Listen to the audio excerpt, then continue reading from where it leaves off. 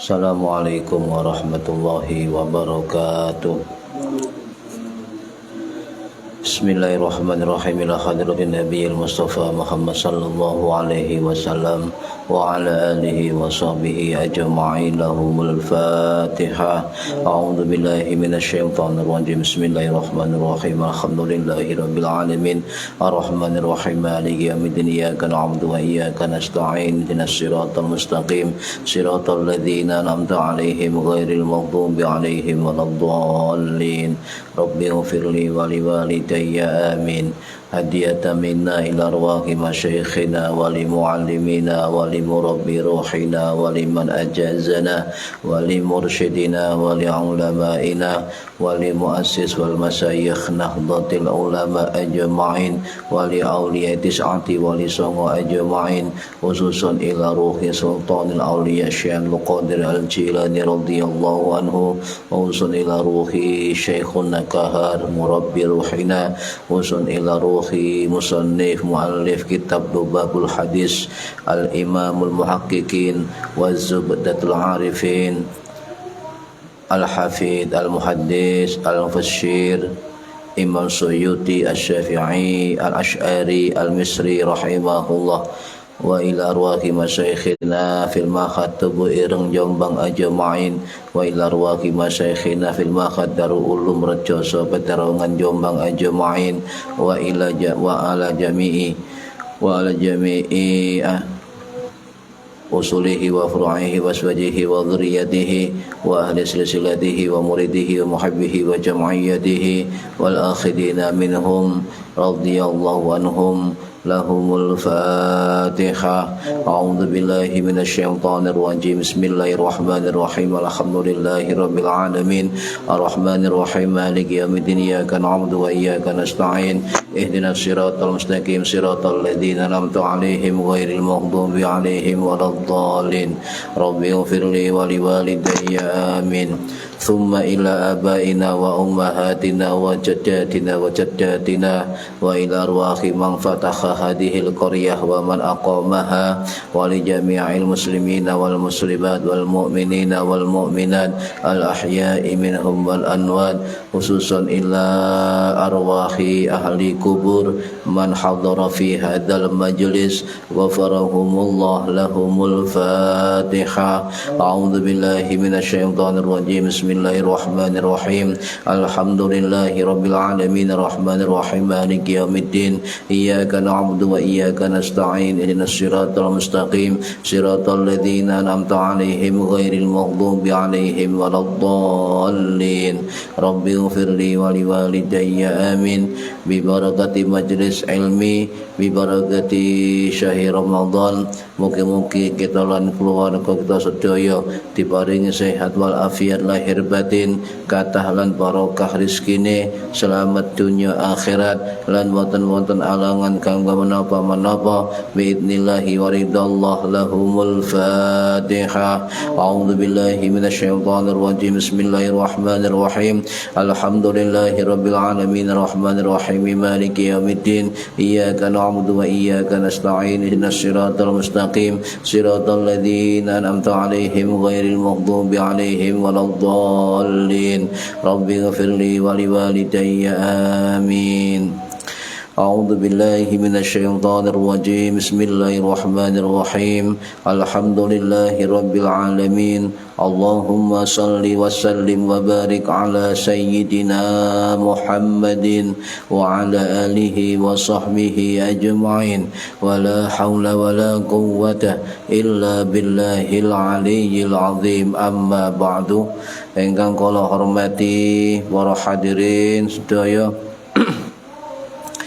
engkang hadir fi hadal majelis, pada khususnya atau umumnya yang menonton, melihat, mendengarkan via online, mudah-mudahan mendapatkan barokah, manfaat, maslahah, wa ni'mata wassalamah wassa'adah wasyafa'ah wassalamah fid dini wad dunya wal akhirah. Amin ya rabbal alamin. Monggo tiniati ngaji oleh ilmu lillahi ta'ala. Para hadirin, para pemirsa yang kami hormati, masih membahas tentang fadilah bismillahirrahmanirrahim, hadis yang nomor 6 halaman 10. Bismillahirrahmanirrahim.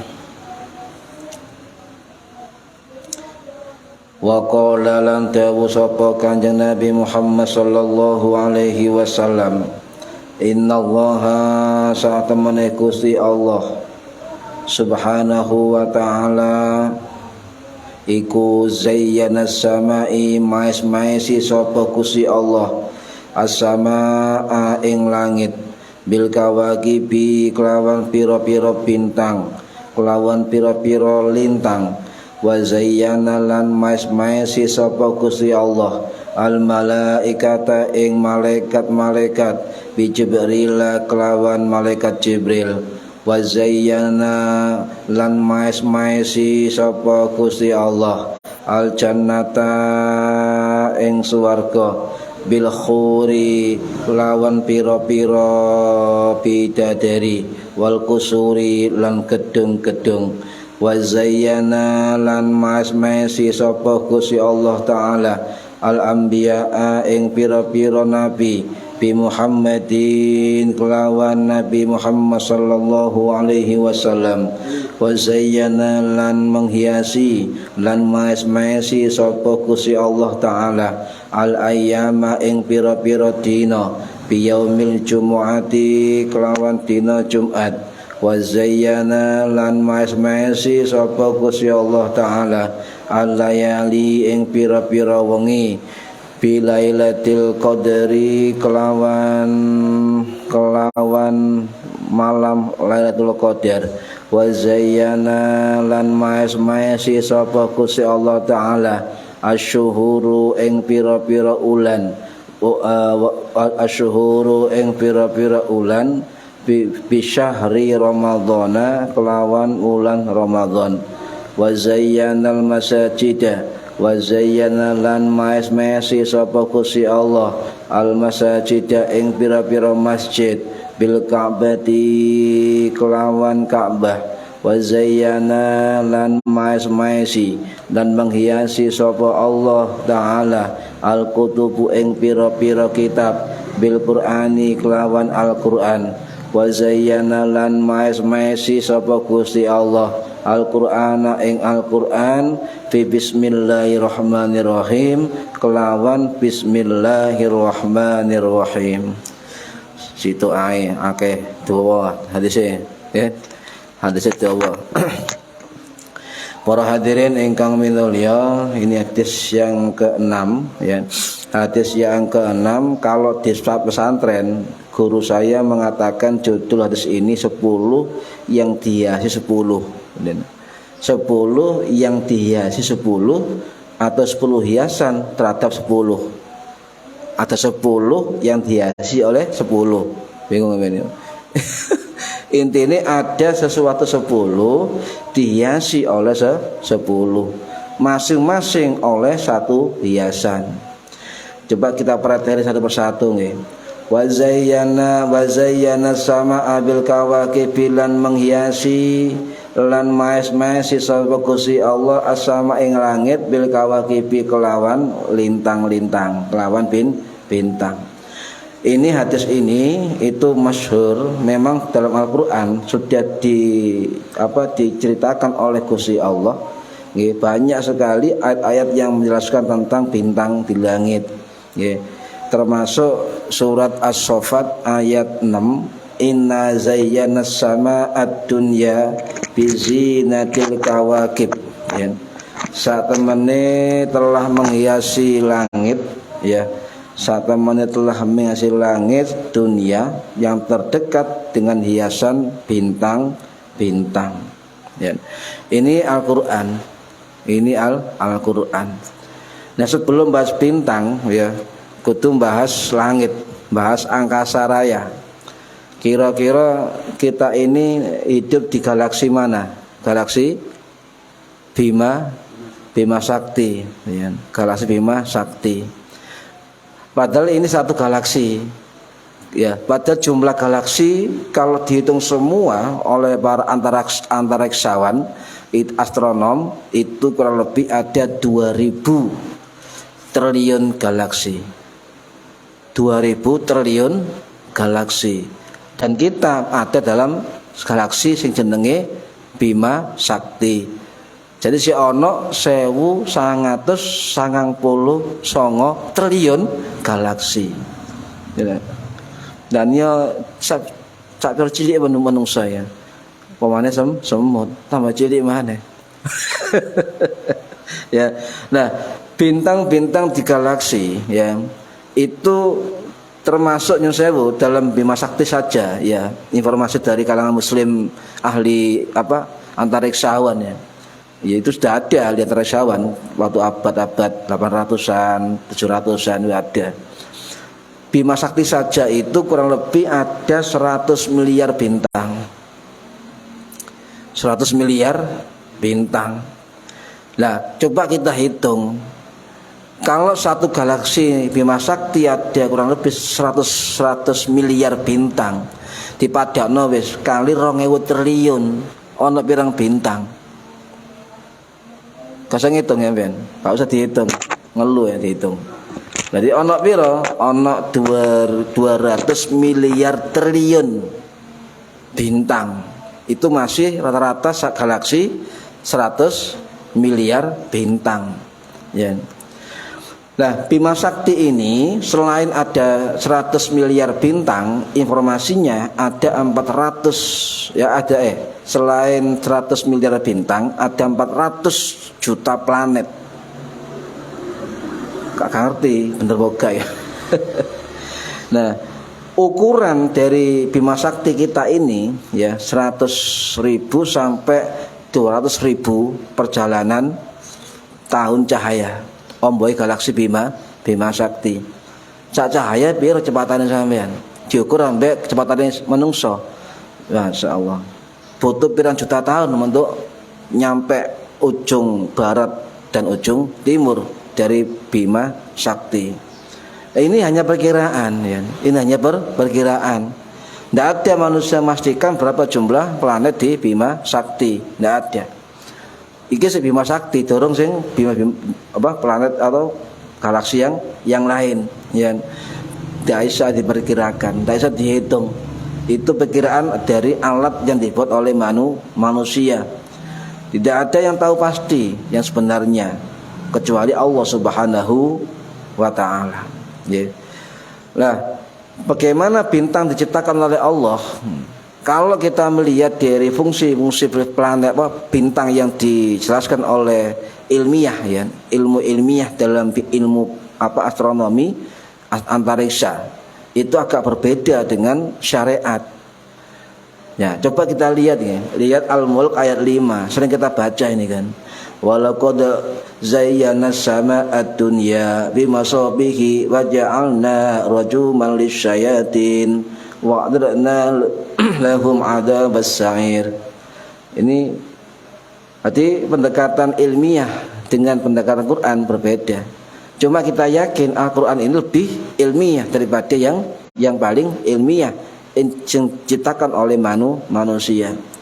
Dan sungguh kata Allah, kami menghiasi langit yang dekat dengan bintang-bintang, dan kami jadikan bintang-bintang itu alat untuk apa? Untuk rujuman lisyayatin, untuk melempar setan ya, untuk melempar setan. Dan kami sediakan bagi mereka siksa neraka ya, yang menyala-nyala. Ini fungsi dari adanya bintang diciptakan oleh Allah Subhanahu wa taala. Untuk memahami ayat ini, kita tidak harus kemudian kembali kepada Quran dan hadis, penting, tapi untuk memahami harus kembali ke ulama. Kembali ke ulama. Ulama-ulama ahli tafsir, ulama-ulama ahli fikih, ulama ahli ta'wil terhadap Al-Quran.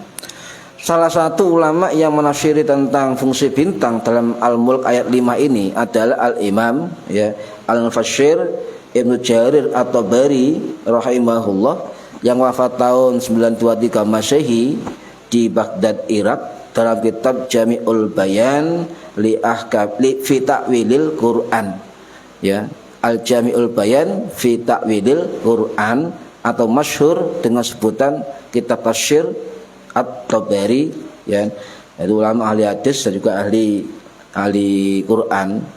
Beliau mengambil pendapat dari ulama ahli tafsir era tabi'in yang bernama Imam Qatadah bin Di'amah As-Sadusi rahimahullah, yang wafat tahun 736 Masehi ya, di Basrah. Jadi Imam Qatadah bin Di'amah atau bin Da'amah As-Sadusi itu ahli hadis juga ahli tafsir di zaman ulama tabi'in sedang ya, tabi'in sedang. Nah, apa kata Imam Qatadah untuk menafsiri ayat itu? Ternyata bintang itu punya 3 fungsi di dalam Al-Quran. 3 fungsi. Beliau mengatakan dalam kitab At-Tabari, Innallaha jalla thana'uh innama khalafa hadhihi nujumah li thalathi hisalin. Satemene Gusti Allah iku menciptakan bintang dengan 3 tujuan. Li thalathi hisalin, dengan 3 tujuan. Apa? Yang pertama, khalaqaha zinata lis-sama'id dunya, sebagai hiasan di langit dunia. Ini sudah jelaskan di hadis tadi nggih, sebagai wa zayyanas sama ya bil kawakib. Beliau mengatakan khalaqaha zinatas sama'ud dunya. Jadi tujuan pertama Allah menciptakan bintang adalah apa? Hiasan di dunia, hiasan di langit dunia. Ini sudah umum ya. Yang kedua, Allah menciptakan bintang waraju malisyayatin, sebagai pelempar setan. Nanti saya jelaskan kok iso setan dilempar bintang gede kayak ngono kan ya. Sampeyan dilempar watu wis lara ya, omane dilempar bintang. Ini. Kemudian yang ketiga apa? Wa alamatin yuhtada biha, bintang sebagai arah mata angin ya, sebagai penunjuk arah. Lek gak percaya sampeyan takon Cak Kolik nelayan di laut, pasti ukurannya bintang untuk menentukan mana barat mana timur ya. Nah ini. Jadi Salah satu yang perlu kita pahami, bintang itu ternyata fungsinya adalah waraju malisyayatin, untuk melempar setan. Ngeten. Jadi setan itu tukang nyolong, ya. Setan tukang nyolong berita langit. Jadi hendak mencuri berita-berita yang ada di langit dari apa yang dipegang oleh malaikat langit. Ya. Kemudian ketika mengintip atau mencuri berita di langit, kemudian diperciki oleh api dari bintang-bintang yang ada, sehingga setan itu binasa oleh percikan api. Tapi ada juga yang selamat dari lemparan dari percikan api dari bintang, sehingga berita langit itu sampai ke bumi, ya, dan diberikan kepada dukun atau tukang sihir. Ya, cuma satu informasi. Nah, gini detailnya. Nah, itu namanya meteor atau bintang jatuh. Itu adalah melempar setan yang tukang nyolong berita. Salah satu ulama yang menerangkan ini adalah Imam Asy-Syaukani As-Sun'ani Al-Yamani rahimahullah, sing wafat tahun 1834 Masehi di Sona'ah Yaman, nggih. Dalam kitab beliau, kitab Tafsir Fathul Qadir, beliau menceritakan, ya, hujan meteor atau sering kita sebut bintang jatuh, ya. Bintang jatuh itu kalau mencapai tanah, tembus ke bumi, namanya meteoroid. Batu meteoroid. Kadang pernah kan, ya. Pernah kan, di luar negeri ada kan, sampai apa kena tanah bumi jadi jurang kan, benturan. Kenapa begitu? Allah menjadikan bintang sebagai pelempar setan. Tujuannya adalah untuk penjagaan terhadap apa? Terhadap berita-berita langit yang dijaga oleh malaikat yang terus menerus. Dan setan pun juga nggak mandek, tetap terus menerus mencuri berita. Nah, ditambah terang ulama lainnya dan. Jadi kalau bintang jatuh atau hujan meteor yang dilemparkan ke langit tidak menutup kemungkinan masuk ke atmosfer bumi setelah digunakan untuk melempar setan. Itu kemungkinan. Tapi terkadang juga sampai turun ke bumi hingga menimbulkan benturan keras. Ya, ini yang dijelaskan sesuai dengan penjelasan syariat. Ya. Syariat. Nah, bagaimana cara setan mencuri itu berita? Ya, bagaimana caranya? Dan ini ada dalam hadis sahih, ya. Hadis sahih Imam Bukhari Muslim, riwayat dari sahabat Abu Hurairah radhiyallahu anhu yang wafat tahun 68 Masehi di Baqi Madinah. Apa penjelasan hadis dari Kanjeng Nabi? Idza qadallahu al-amra fis sama'i darabat al-malaikatu bi ajnihatiha. Apabila Allah telah menetapkan suatu ketetapan di langit, maka para malaikat ini akan saling berbisik sampai sayapnya itu menciptakan gesekan suara kayak gesekan batu, sehingga pendengaran mencuri dari para setan. Loh, ono berita lagi, ono suara sayap malaikat, wih, berarti ono berita baru, sehingga setan berupaya untuk mencuri, ya, berita untuk mencuri. Bagaimana mencurinya setan? Apakah setan mampu untuk naik ke langit? Ya, apakah mampu naik ke langit? Ternyata caranya enggak kemudian setan terbang, enggak. Caranya ternyata berapa lapis loh. Setan kayak jambe, ya. Jadi setan satu tumbui terus sampai mencapai langit untuk mencuri atau mendengarkan dari para malaikat tentang ketetapan Gusti Allah. Dinamakan mustaqriqus samai, jin atau setan yang mencuri berita. Ya, itu modusnya. Jadi membangun pundi-pundian antar setan jin sampai ke langit. Nah, ini bertingkat-tingkat saling menopang. Dan kemudian yang paling ujung ya itu mendengar coba untuk mencuri berita ucapan malaikat yang membahas tentang ketetapan Gusti Allah. Kemudian setan yang di atas, jin yang di atas itu kalau berhasil mendengar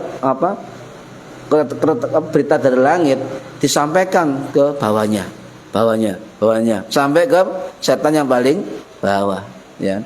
Sama setan paling bawah ya. Dan seterusnya. Nah, dan juga kadang pula sebelum itu berita sampai kepada setan yang paling bawah itu sudah dilempar oleh percikan api dari bintang. Terkadang mereka juga pernah ya sebelum sampainya kepada sampai ke setan paling bawah tadi, tapi sebelum sampaikan kepada tukang sihir sudah disapu oleh percikan batu tadi dari bintang. Ada juga yang lolos juga. Ada juga lolos. Nah, kemudian ada berita yang lolos inilah kemudian disampaikan bocorannya kepada dukun atau tukang sihir. Tetapi kata Kanjeng Nabi, berita yang disampaikan oleh setan yang dari langit ya fayakdzibu ma'aha mi'ata kadbatin. Kemudian satu berita langit yang dibawa oleh jin setan hasil curian tadi ditambah dengan 100 kebohongan. Jadi sing bener situ ditambahi 99 kebohongan. Makanya dikatakan ojo percaya dukun. Sebab pasti akeh bohonge. Iki hadis sahih Bukhari Muslim. Jadi berita yang lolos disampaikan oleh jin atau setan kepada tukang dukun atau sihir itu cuma satu yang benar, sing 100 bohong. Makanya akeh bohonge. Ini modus dari setan atau jin mencuri berita langit sehingga dilempar oleh batu dari bintang. Ya. Nah, dalam riwayat yang lain, riwayat Imam Ibnu Hibban Al-Busti Asy-Syafi'i rahimahullah sing wafat tahun 965 masih di Afghanistan ya, itu dalam kitab Sahihnya beliau menambahkan keterangannya dan terkadang setan yang mencuri berita itu kena panah api sebelum menyampaikan ke teman di bawahnya. Misalnya yang ndukur dhewe oleh berita durung nyampe nak ngisore wis kena santap batu dari bintang itu ya. Tapi terkadang juga tidak terkena. Jin kan memang punya kekuatan ya, dia kena. Jadi kadang-kadang sehingga ada berita yang berhasil dicuri oleh jin atau setan dan kemudian disampaikan kepada bawahnya terus ya, bawah sampai nyampe kepada dukun atau setan. Ini modus setan atau jin bertumpuk-tumpuk sampai langit ya, mencuri berita langit. Makanya ketika ada orang ke dukun ditanya, Cak Agus atau Mas Fahmi iki piye wonge? Sikat ae ya. Iku wonge iku lek turu sore ya, mari asar turu. Ya apa ya, jadi itu karena tahu berita tentang seseorang dari langit. Tapi cuma satu kebenaran, tapi yang 100 bohong. Ini Kanjeng Nabi yang ngomong, ya.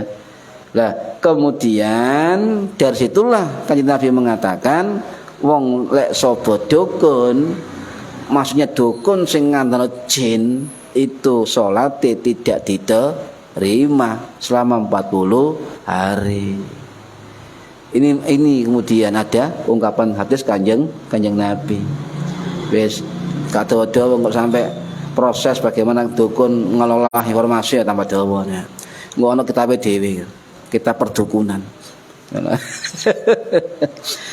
Kemudian yang kedua wazayyanal malaikata bi Jibrilah ya. Dihiasi malaikat-malaikat dengan malaikat Jibril. Jadi Jibril itu atau dalam kalimat lain Jibrail, anak malaikat Mikail, malaikat Israfil, malaikat Israel, malaikat Jibrail. Ada yang mengatakan malaikat Jibril sami mawon nggih.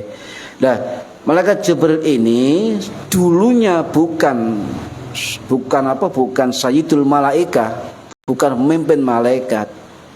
Dulu yang menjadi pemimpin malaikat itu adalah Azazil.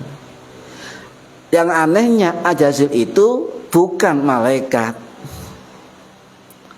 Ya, hamba Allah yang soleh, saking alimnya, saking dahsyatnya amalannya, sampai ibadah malaikat kalah. Samanya Pak bayang ya, apa ibadah malaikat kalah mbak Azazil. Sampai mampu ke langit, mampu mengalahkan ibadah malaikat, jadi diangkat jadi pemimpin malaikat. Kemudian apa? Kemudian khianat. Jadilah kemudian diusir oleh Allah, itulah iblis.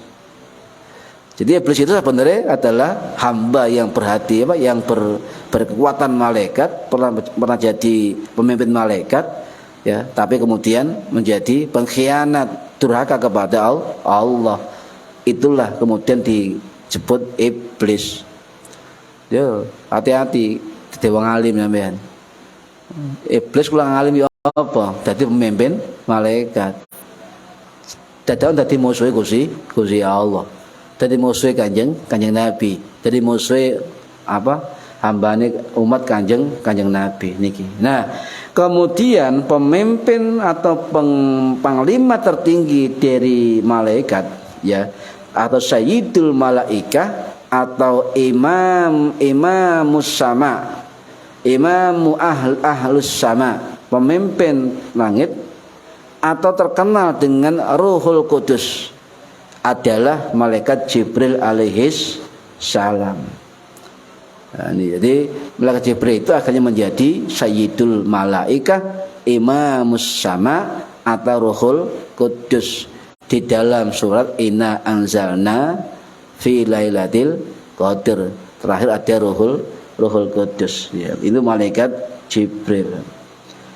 Bagaimana malaikat-malaikat, ya, wallahu alam, kita terbatas keilmuan kita, manusia terbatas. Cuma ada riwayat dari salah satu ulama hadis, ya, Imam At-Tirmidzi rahimahullah, ya, sing wafat tahun 892 Masehi di Uzbekistan.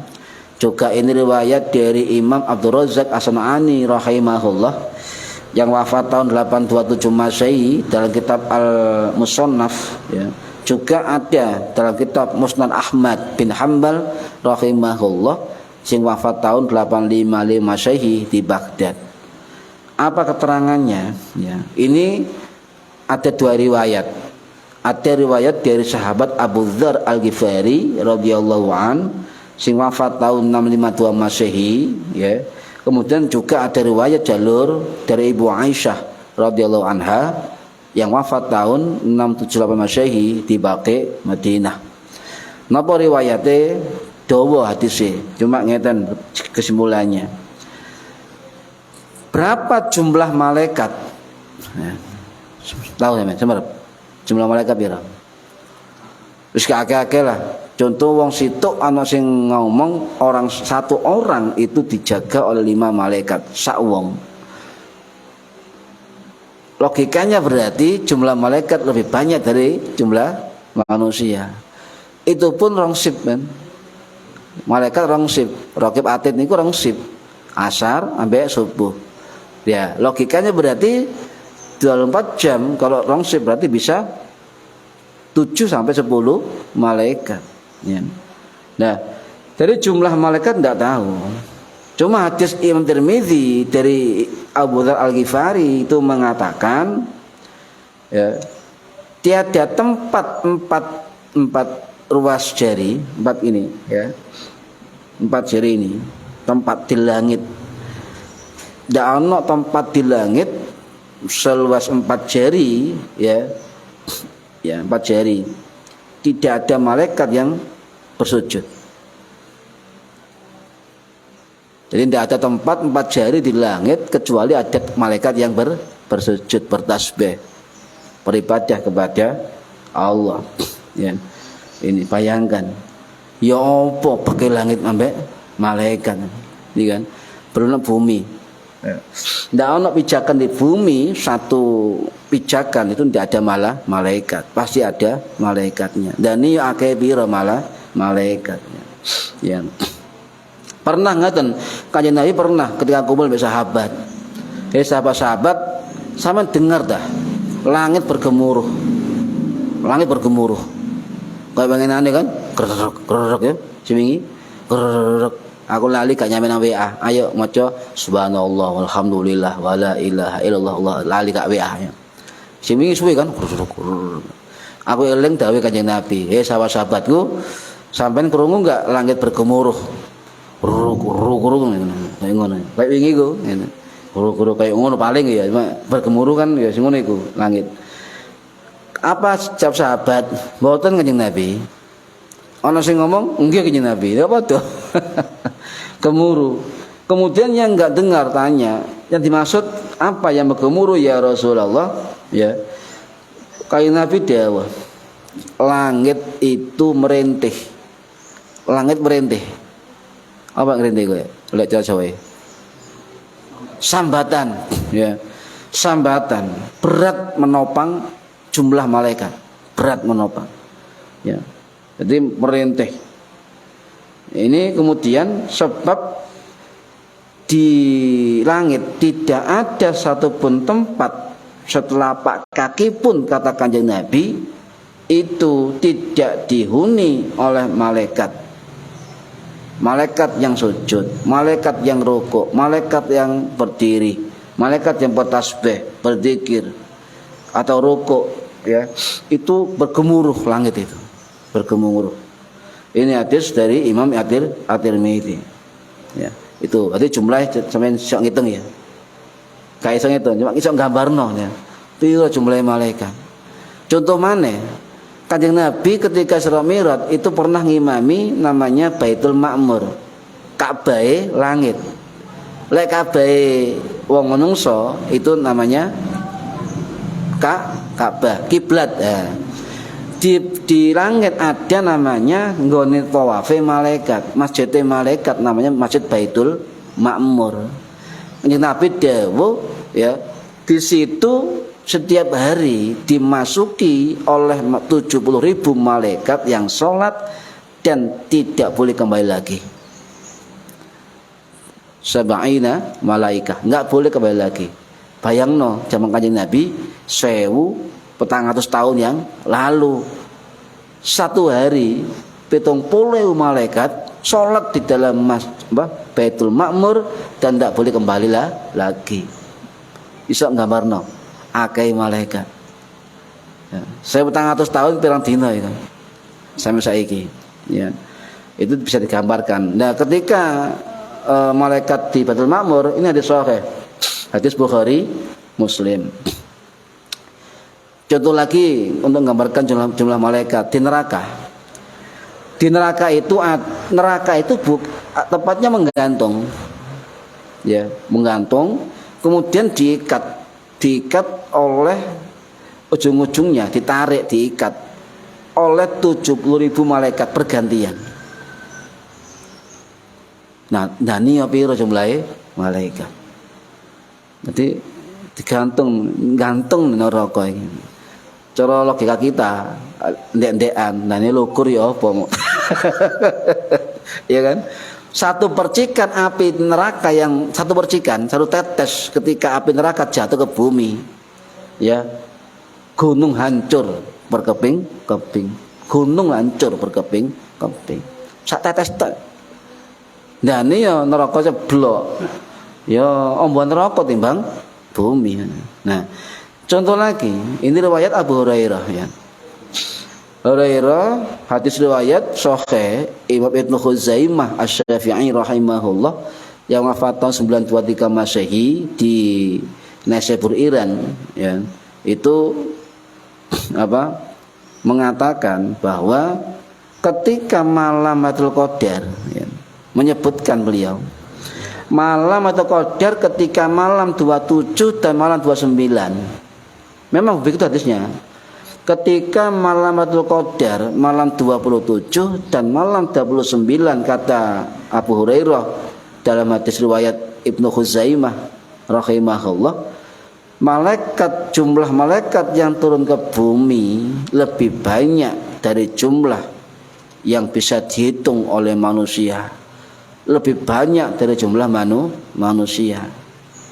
Bayangkan, ini contoh pada malam 27, malam 29, kayak diampel ramenya Ramadan malam 29, 27, 29. Memang ada hadis. Makanya banyak sebagian ulama mengatakan kapan Lailatul Qadar? Malam 27, malam 29, sebab ada hadis sahih yang menyatakan jumlah malaikat yang turun pada malam itu, malam 27, 29, itu jumlahnya luar biasa, ya, tidak bisa dihitung oleh hitungan yang manusia, atau lebih besar dari jumlah manusia. Bayangna, misalnya saya RT anak bang 100 ya, berarti malaikatnya bisa 1000. Sampai eman gak melek kan gitu, eman gak melek. Isa sampai didelok malaikat pas turu, turu ngiler pisan. Malam lekur katanya contoh ya. Intinya jumlah malaikat lebih banyak dari jumlah manusia ya. Durung itu malaikat kiroman katibin, malaikat hafadho, malaikat penjaga daun-daunan, malaikat penjaga hujan, malaikat penjaga pantai, menjaga gunung, angin dan sebagainya. Dan ini piro jumlahnya malaikat ya ini. Nah, kemudian ada keterangan dari Imam Suyuti rahimahullah yang wafat tahun 1505 Masehi di Mesir ya. Itu dalam kitab Al-Habaik fi Akhbaril Malaik. Jadi kitab ini khusus tentang kabar-kabar dari, kalau ngaji kitab ini, kitab Al-Habaik ya, fi Akhbaril Malaik. Asik ya. Kapan, tapi kitab ini jarang di toko-toko, jarang. Nah, beliau mengambil riwayat dari sahabat Nabi Abdullah bin Mas'ud radhiyallahu an yang wafat tahun 650 Masehi di Baqi Madinah. Ya. Juga riwayat dari Imam Al-Baihaqi Asy-Syafi'i rahimahullah yang wafat tahun 1006 Masehi, yang wafat di Naisabur Iran, dalam kitab Syu'abul Iman itu ada juga ya. Apa kata beliau? Tidak ada sejengkal pun dari langit dan bumi ya, kecuali ada malaikat yang bersujud, malaikat yang berdiri, dan mereka sampai kiamat berdiri sujud. Inna alaihi malakun imma sajidun wa imma qaimun ya hatta taqumal kiamah. Berapa jumlah malaikat? Illa alaihi malakun. Tidak sengkal pun pasti ada malaikat. Imma qaimun, kadang mereka berdiri, wa imma sajidun, kadang mereka sujud, hatta taqumal kiamah, sampai kiamat tiba. Rukuk terus sampai kiamat, sujud terus sampai kiamat. Sampean pirang jam sujud deh. Dan kiamat cepol sampean. Tak ono ya Allah ya. Nah ini ya. Jadi dikatakan oleh Imam Suyuti bahwa malaikat Jibril itu betul zayyanal malaikah bi Jibril. Jadi Allah menghiasi malaikat-malaikat dengan adanya malaikat Jibril, sehingga pantas dikatakan sebagai imam ahlus sama, imam penghuni langit, pemimpin penghuni langit. Jibril itu, para hadirin, itu duwe 600 sayap. Duwe 600 sayap. Sing dawahe terus hadis Nabi, dawahe mulai ujung timur ya, masyrik wa maghrib sampai ujung barat yang enggak terlihat. Dawane satu sayap dari malaikat Jibril. Nah, ini ketindak biro. Ya. Dia seru. Ya. Nah, jadi kebesarannya itu luar biasa, laksana mutiara, terang bercahaya. Aslinya enggak sangar, elok dan rupawan. Itu malaikat Jibril. Duwe 600 sayap. Lah, kalau detailnya tentang penciptaan malaikat, ya bisa juga kita buka kitab Daqaiqul Akhbar. Daqaiqul Akhbar fi dzikril jannati wan nar. Kitabnya begitu. Tentang kejadian-kejadian penciptaan langit dan segala isinya. Itu ada di kitab Daqaiqul Akhbar karangannya Al-Imam ya Abdurrahman bin Ahmad Al-Qadhi rahimahullah. Jadi 600 sayap itu adalah sayapnya malaikat Jibril. Malaikat Israfil lu akeh maneh 1200 sayap. Mikail lu akeh maneh di maneh. Tapi pemimpinnya malaikat tetap malaikat Jibril.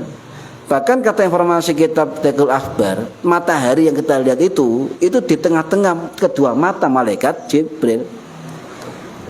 Matahari loh, tengah-tengah kedua mata malaikat Jibril. Setiap rambut pada rambut sayap ya, itu seperti bulan dan taburan bintang di langit. Ya, nih. Mendino malaikat Jibril kata informasi riwayat masuk ke alam cahaya. Alam cahaya, alam nur. Itu sebanyak 370 kali sedina. Ya. Masuk ke alam cahaya sehari dan kemudian ya keluar dari alam cahaya yang juga penuh air itu menetes dari sayapnya. Ya, menetes air dari sayapnya. Ya, satu tetes dari setiap sayap itu, satu tetes dari sayap malaikat Jibril itu akan menetes 1 juta tetesan. 1 juta tetesan dari sayap malaikat Jibril per sayap, ya, setiap tetes akan menjelma menjadi 1 malaikat. 1 malaikat. Dan bentuk dari 1 tetesan dari malaikat inilah itu hampir sama besarnya dengan malaikat Jibril. Sama hitung coba. Ayo. Akai malaikat terus pundi. Cuma malaikat asal tetesan sayap Jibril tadi fungsinya enggak kayak malaikat Jibril. Mereka kemudian tasbih, bersujud, terus berzikir sampai ila yaumil kiamah. Makanya Kanjeng Nabi pernah gemeter langitnya, bergemuruh langit saking akeh malaikat ya. Ini kemudian kalau kita ambil keterangan dari Syekh Nawawi Banten ya, Syekh Nawawi Al-Bantani rahimahullah sing wafat tahun 1897 Masehi di Ma'ala Mekah, dalam kitab Nurul Dzolam ala Aqidatil Awam beliau mengatakan ya, setelah Kanjeng Nabi wafat apakah malaikat Jibril tetap ada tugas? Padahal tugas malaikat Jibril pencampai wahyu, ya, mediator antara Allah dengan Kanjeng Nabi dan para nabi atau para rasul. Ulama sebagian mengatakan lek Nabi wafat tugasnya Jibril mandek itu. Tapi jumhur ulama mengatakan walaupun Kanjeng Nabi wafat tugas malaikat Jibril enggak berhenti, ada tugas-tugas yang lain, ya. Sampai nanti akan nggak pernah mendengar ini, ya, nggak pernah mendengar. Nanti akan paham, ya. Ini contoh. Jadi Syekh Nawawi Al-Bantani itu juga mengutip pendapat Imam Suyuti rahimahullah mengatakan malaikat Jibril walaupun ya Kanjeng Nabi sudah wafat, malaikat Jibril tetap turun ke bumi, tetap turun ke bumi. Tidak hanya menyampaikan wahyu. Apa tugas malaikat Jibril selain menyampaikan wahyu kepada Rasul dan Nabi? Nabi sudah wafat. Tugasnya apa? Ya. 1. Ya. Tugas malaikat Jibril ini adalah dari keterangan para ulama, disaring dari berbagai kitab hadis kanjeng Nabi, keterangan para sahabat, keterangan para tabi'in, ulama salaf dan sebagainya, disimpulkan tugas malaikat Jibril setelah Nabi wafat itu adalah mendampingi orang yang sakaratul maut dalam keadaan wudu. Dampingi wong sing naza, sing apa secara Jawa sekarat, tapi orang itu punya wudu, didampingi oleh malaikat Jibril. Makanya para ulama-ulama dulu, ulama-ulama kita itu adalah orang ahli wudu. Sapa ngerti ketika dalam kondisi suci berwudu dicabut nyawane kali Gusti Allah. Dan itu ada keterangan malaikat Jibril itu mendampingi orang yang sakaratul maut kalau orang itu dalam keadaan punya wudu, didampingi oleh malaikat Jibril. Jadi nggawa rahmati Gusti Allah, nggawa kemudahan dari Gusti Allah. Khusus bagi orang yang ketika sekarat atau sakaratul maut orang itu punya wudu. Ini yang pertama. Tugas yang lain malaikat Jibril adalah apa? Memenuhi atau ikut membantu memenuhi hajat orang-orang yang dungo atau berdoa kepada Allah. Iki makbul, iki tolak, makbul tolak, iki terima, iki tolak. Itu salah satu tugas dari malaikat Jibril atas izin Gusti Allah. Ojo wong muslim tok. Wong non muslim, wong kafir dhewe lek ndonga kadang dijabah kali Allah. Misalnya contoh-contoh ngeten guru kula cerita, misalnya ndonga. Cahami ndonga Mas Hami, ya Allah. Misalnya tadi apa lah? Jaluk apa? Munggah seret ya. Lah iku dimakbul Allah. Apa Jibril? Ya Allah. Si Fahmi jaluk ngeten ya, jaluk iki ya Allah. Oh iya, aja. Misalnya ya aja, gak mandi. Misalnya, oh iya ya mandi. Tapi makbul tidaknya Gusti Allah gak langsung. Bertahap. Ya lek pintu mobil bane sik. Bane sik, terus kocoe sik dan sebagainya. Iya kan? Jadi pelan-pelan.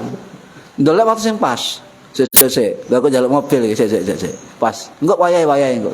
Mari ya teko ya ini kan. Ya, gitu. Nah, itu. Lah, kemudian enggak makbul. Kadang-kadang ya tak kabul, tapi ngerti kan? Jadi semua itu adalah tugasnya malaikat Jibril. Loh, Gusti Allah kan Maha pemberi doa. Lapu ate malaikat Jibril. Nah, itulah sistem yang dibangun Gusti Allah. Ya, sistem yang dibangun Gusti Allah seperti itu. Ada manajemen langit. Manajemen langit. Ya, nih. Nah, itu tadi membantu tugasnya membantu ya kabul hajat tidaknya ya, doa manusia. Makanya dalam Ismul Azam, Ismul Haq ya, itu ada Fatihah kepada malaikat Jibril. Ya diwangi dikei Fatihah, dikirimi hadiah. Ya itu. Nah, ini tugas yang lain apa? Mengaminkan doanya suami istri. Mengaminkan doanya suami istri.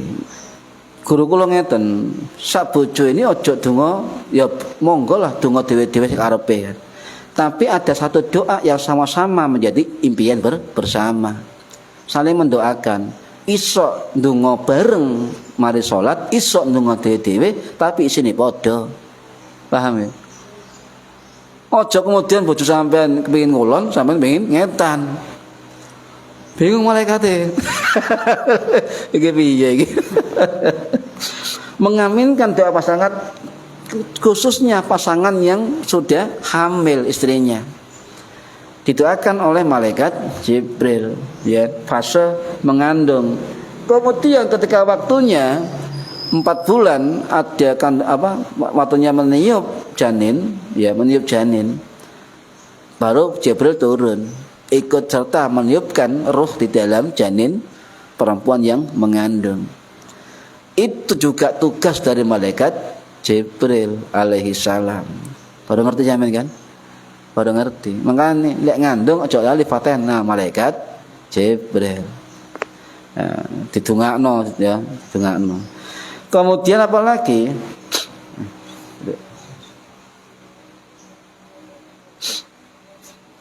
Apalagi ya, memimpin malaikat ke bumi. Contoh, malaikat Jibril enggaknya turun ketika malam Lailatul Qadar, juga turun di sepertiga malam. Turun malaikat. Jadi dipimpin malaikat Jibril mudun di akhir sepertiga malam. Nggawa firman Gusti Allah, hambaku, sapa sing mulai iki? Wah iku nyangkruk tok iku nawarin kopi, tak liwati ae. Iku mau wiritan. Sapa sing njaluk donga, Allah ngabulno. Sapa sing njaluk hajat, Allah ngeki. Lho terdengar. Sing krungu gak menungso.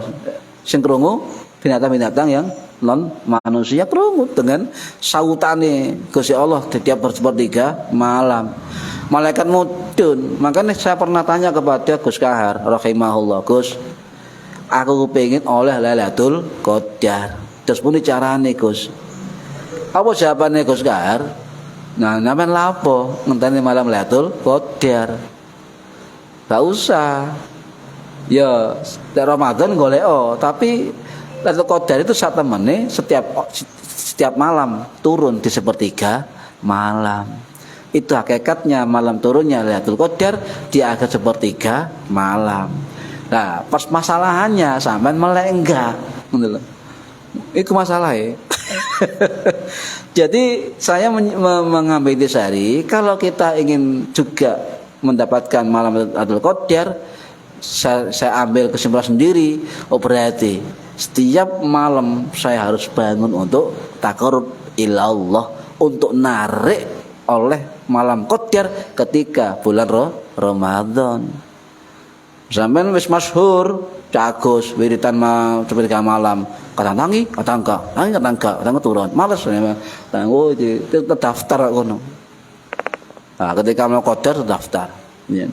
Semimpin malaikat Jibril setiap akhir malam itu memberikan izin dari Allah, menebar keselamatan, menebar keberkahan, menebar rahmat Gusti Allah, ngamini wong sing ndonga-ndonga sepertiga malam.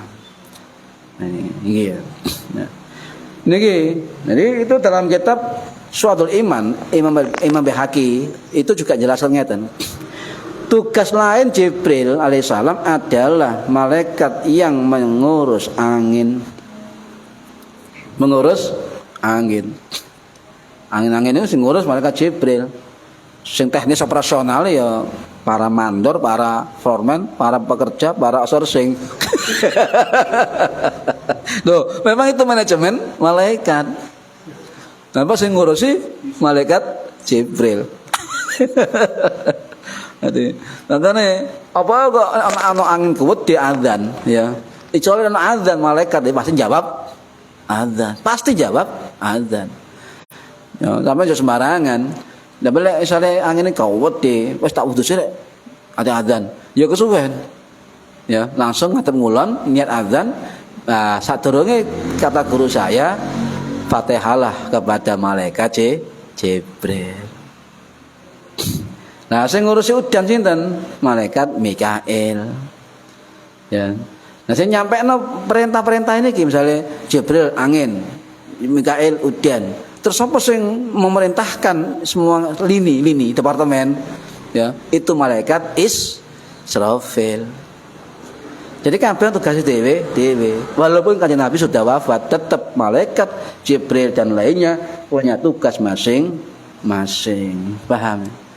Ini ada keterangan dalam kitabnya Imam Suyuti rahimahullah dalam kitab Al-Habaik fi Akhbaril Malaik. Itu tegas kisah-kisah tentang malaikat. Nomor 3 iki kau awan ya. Kau awan. Jam pira?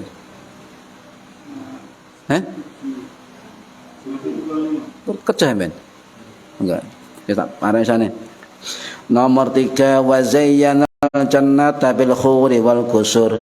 Allah menghiasi surga dengan bidadari dan istana-istana Mekah. Nah, ini ada dalam surat Ar-Rahman 70 ya. Fihinna khairatun hisan. Dalam surga itu ada bidadari yang baik-baik dan lagi cantik. Bidadari itu diciptakan oleh Allah, ya, oleh Allah, perempuan yang suci, keindahannya sangat sempurna, kecantikannya sangat sempurna, tidak bisa kemudian dibandingkan dengan perempuan dunia. Nah, bidadari itu untuk orang-orang yang soleh, orang-orang yang bertakwa. Ya apa sih gambarannya bidadari? Kok sampai Allah ini ngiming-ngiming ambek menungso kan? Ya, lek gambarane bidadari siji, sing pertama bali nang Quran. Contoh, bidadari napa bidadari? Bidadari selalu menundukkan pandangannya. Ya, tidak memandang pria lain selain suaminya nanti di surga. Ya, tidak mengumbar aurat. Nah, lek wong wedok saiki ya nek kepengin kaya bidadari, nundukkan pandangan. Aja polo tak plerok mendelik gitu kan. Ya. Nah, tidak mengumbar aurat, tutupi auratnya, berhijab ya. Nah, kemudian berbadan indah sempurna ya. Itu Al-Qur'an. Diciptakan dengan ya seusia sebayanya, enggak tua, nom kabeh dari nom kabeh. Ndone sing tua. Mengkane biyen ana sing protes ya. Ana wong wedok tuwek takon Kanjeng Nabi, "Ya Rasulullah, bagaimana ketika adakah perempuan masuk surga?" Ono. Sing ka ono wong tuwek gak iso mlebu surga. Nangis. Loh, kenapa nangis? Aku gak mlebu surga, aku wis tuwek. Nah, Nabi tersenyum. Maksudnya nanti siapapun perempuan masuk surga gak ono sing tuwek, nom kabeh. Mana guyu ya. Ya. Kemudian wanita sangat jelita, sempurna, macam-macam berita tentang Al-Qur'an dan hadis ya, tentang bidadari. Matanya jeli, berbinar, terang, ya seindah apa pokoknya macam-macam lah. Perawan terus. Nah ini, perawan terus. Yes, kayak ambil perawan terus. Nah, sawangi minimal dijogo 70 bidadari. Minimal loh, 70 bidadari. Sak bidadari oleh pasukan 70 bidadari mana? Mbah, kok raja sampean. Kaya raja. Panganan ting metu dhewe. Ini kan. Nggih. Wis ACC, ting ACC kirim. Ngono kan. Nah, ada riwayat dari Bukhari Muslim, kalau wanginya bidadari ini tercium di dunia, wangi itu seluruh langit dan bumi tertutup oleh harumnya. Wanginya bidadari, sak bidadari. Pemane petombol bidadari. Ya Allah. Jare Cak Agus pikirane, terus wong wedok bojoe dede ya apa surga. Nah, ya apa nang surga pikirannya? Tak jawab ya. Nah, tak jawab. Apa? Ada ulama membagi dua bidadari. Ya. Satu bidadari diciptakan Allah khusus di surga, namanya bidadari tadi hur ya, huril ain. Yang kedua ada bidadari dunia. Ya, bidadari dunia yang masuk surga. Perempuan soleha. Nah, sekarang pertanyaannya ngeten, lebih afdal mana bidadari surga dengan segala keindahan kecantikannya dengan perempuan di dunia dengan segala ambunya? Ya, lebih afdal mana? Nah, kembali kepada hadis dan keterangan ulama. Ada pertanyaan sama, bojoe Kanjeng Nabi sing jenenge Ummul Mukminin Ummu Salamah atau Hindun bin Abi Muayyah itu mengatakan Kanjeng Nabi, "Ya Rasulullah, qultu ya Rasulullah, aku takon nang Kanjeng Nabi, ya Rasulullah, nisa'ud dunya afdalu ummul huril ain?" Apakah perempuan di dunia lebih afdal dari malaikat huril ain di surga? Ya Nabi mesem, ya Sebabnya sing takon wong wedok bojone, kuwatir apa? Kuwatir lek sing afdolan dari gak ketemu Kanjeng Nabi. Nabi menjawab, ya. Qala bal nisa'ud dunya afdalu minal khuril ain. Ya, jadi bidadari dunia itu lebih afdol daripada bidadari surga. Ya. Koyok kelambi jaba luwih apik tinimbang kelambi jero. Itu diumpamakan begitu kata Kanjeng Nabi. Takon maneh ibu Ummu Salamah. Loh, kok ngoten Kanjeng Nabi? Mengapa? Ya. Sebab perempuan soleha itu bidadari dunia, dia itu melakukan sholat, dia melakukan puasa, dia melakukan zakat dan sebagainya. Malaikat surga tidak pernah puasa, tidak pernah sholat, hanya menunggu kehadiran ya laki-laki yang masuk di surga. Nah, jadi Allah berikan cahaya ibadah perempuan soleh di wajahnya, di tubuhnya, ya dan sebagainya. Ya sehingga ketika nanti di masuk surga itu semerbak wanginya kalah jauh dari wanginya dari surga. Sutra pening putih bercahaya, lebih bercahaya dari bidadari surga. Bajunya warna hijau. Makanya muslimat klambine hijau. Ana hadis ngene iki. Oh, padha. Berarti klambi muslimat hijau-hijau iku ya bidadari surga yang masuk surga. Bidadari dunia masuk surga. Pakaiannya warna hijau kata Kanjeng Nabi, ya dari sutra yang bercahaya warna hijau dan perhiasannya kuning mengkilat emas. Nah, ini informasi ternyata perempuan atau nisa'ud dunya, perempuan dunia atau istri solehah sing masuk surga lebih mulia, lebih afdol dari bidadari surga. Dan nanti misalnya yang laki-laki masuk surga, yang perempuan masuk surga, maka dia dipasangkan kembali suami istri dan bidadari lain menjadi pembantunya. Intinya luwih cantik teko bidadari sing pitung tolo bojone dhewe. Gak pengen ke Agus. Kayak ini ya. Jadi itu jawaban dari ulama untuk dari Nabi ya. Ada lagi begini. Ini jawaban Imam Qurtubi Al-Maliki rahimahullah.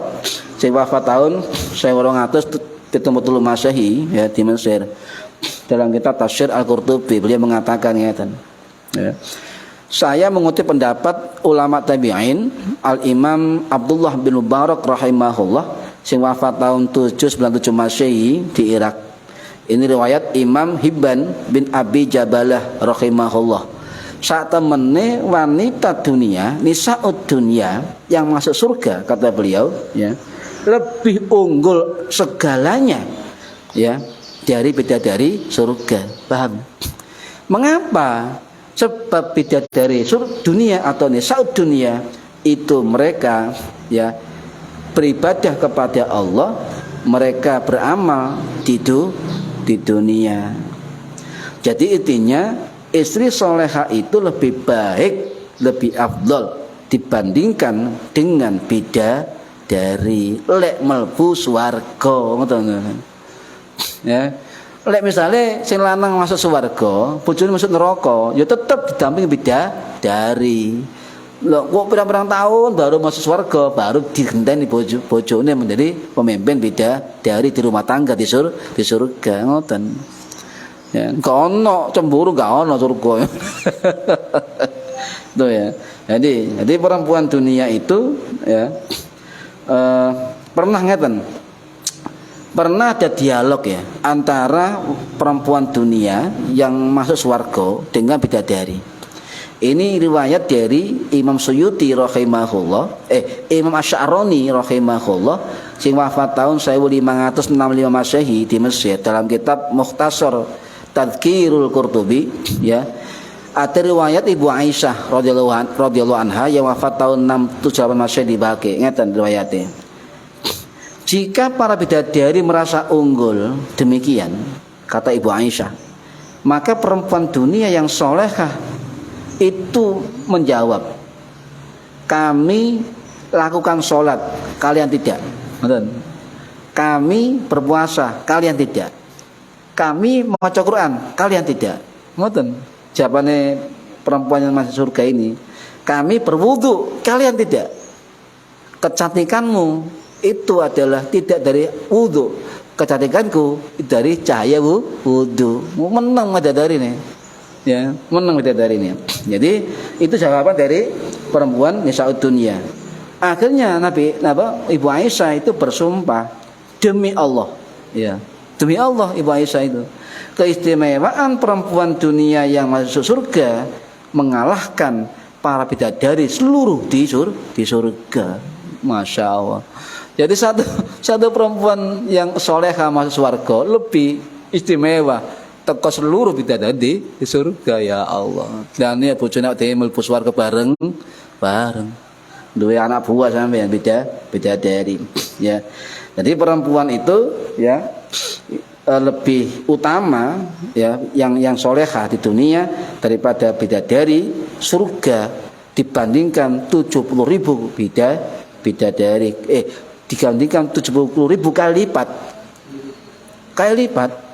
Ini keterangan Imam Sya'rani ya. Saya ulangi, Imam Sya'rani dawuh dalam kitabnya, perempuan atau Nisa'ud Dunya yang soleha beriman yang masuk ke surga lebih utama ya daripada bidadari surga 70.000 kali. Paham ya? Perempuan yang soleha di dunia, belum di surga, di dunia saja, kata Imam Sya'rani, lebih baik dari bidadari surga 70.000 kali lipat, lebih baik. Ya. Jadi ya kudu syukur dadi wedok sing soleha. Makanya Nabi dawuh, ad-dunya mata, dunia ini adalah perhiasan, wa khairu mata'i dunya al-mar'atu sholiha. Dunia ini perhiasan, dan sebaik perhiasan dunia adalah wanita soleha. Lha iku soale luwih apik 70.000 kali lipat teko bidadari surga. Subhanallah. Nih, terakhir ya, sakake ya. Saya ngantuk dah. Wis tak lareni ae. Jadi ada sahabat takon, "Ya Rasulullah, aku pengen perang ya." Nabi dawuh, "Ibumu masih urip?" "Masih ya Rasulullah." "Tapi aku ingin perang ya Rasulullah." Iya kan? "Ibumu masih urip?" "Masih ya Rasulullah." "Balene mana?" Ya. "Ibumu masih urip?" "Enggak ya Nabi, si urip." "Ya wis." Ya, balik ama ajak perang. "Enggak Nabi, aku pengen perang." Akhirnya Nabi mengatakan, wahai haka, celaka kamu. Ilzam rijlaha fathammal jannah. Inilah asal usul dari peribahasa surga di telapak kaki ibu. Cuma redaksinya enggak ngono. Bila ana wong Wahabi Salafi ngomong surga di bawah telapak kaki ibu. Betul. Salah, redaksinya ngeten bener hadisnya ya. Tidak ilzam, menetaplah kamu rijlaha di kaki ibunya fathammal jannah, karena itu adalah apa? Surga. Jadi bahasa hadisnya ngoten. Menetaplah, celakalah kamu sing mau gak gelem taat ibuke kan. Celakalah kamu. Ilzam rijlaha, menetaplah kamu ya di kakinya ya. Fathammal jannah, maka surga ada di sana. Itu redaksi hadisnya. Cuma wong gawe pepatah singkat padat jelas surga di bawah telapak kaki ibu. Ya asli tidak salah sebenarnya, tidak salah.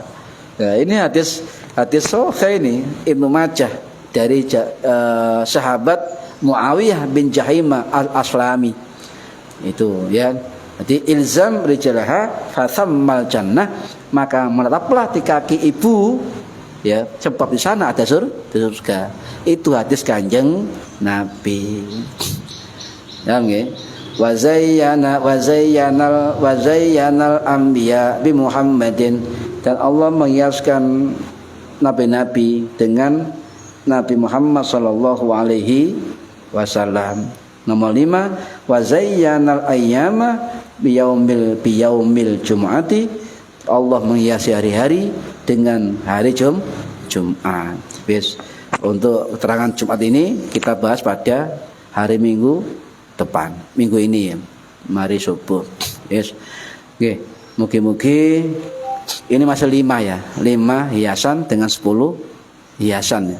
Kurang 5 berarti. Ya, sampai pada keterangan wa zayyanal ayyam liyaumil jumu'ah. Ya, nanti keterangannya pada dilanjutkan pada minggu lusa. Nggih. Mugi-mugi manfaat fid dini wad dunya wal akhirah. Amin ya rabbal alamin. Al-Fatihah. A'udzu billahi minasyaitonir rajim. Bismillahirrahmanirrahim. Alhamdulillahirabbil alamin. Arrahmanir rahim. Maliki yaumiddin. Iyyaka na'budu wa iyyaka nasta'in. Shiratal mustaqim. Shiratal ladzina an'amta 'alaihim ghairil maghdubi 'alaihim waladdallin. Rabbi firli wa li walidayya. Amin. A'udzu billahi minasyaitonir rajim. Bismillahirrahmanirrahim. Allahumma shalli wa sallim wa barik ala sayyidina Muhammad. Alhamdulillahirabbil alamin. Allahumma 'allimna ilmal Qur'an wa 'allimna ilma la ilaha illallah. Wa alimna min ladunka ilman nasiru bihi kamil mahyati ulamat. Rabbana ighfir lana wa li walidina kama saghira wa li jami'il muslimat wa anwar. Rabbana atina fid dunya hasanah wa fil akhirati adzabannar. Wa sallallahu ala sayyidina Muhammad. Alhamdulillahi rabbil alamin. Bisyiril Fatihah. Syiratal ladzina an'amta 'alaihim. Wallahu a'lam bishawab. Assalamualaikum warahmatullahi wabarakatuh. Allahumma shalli ala Muhammad.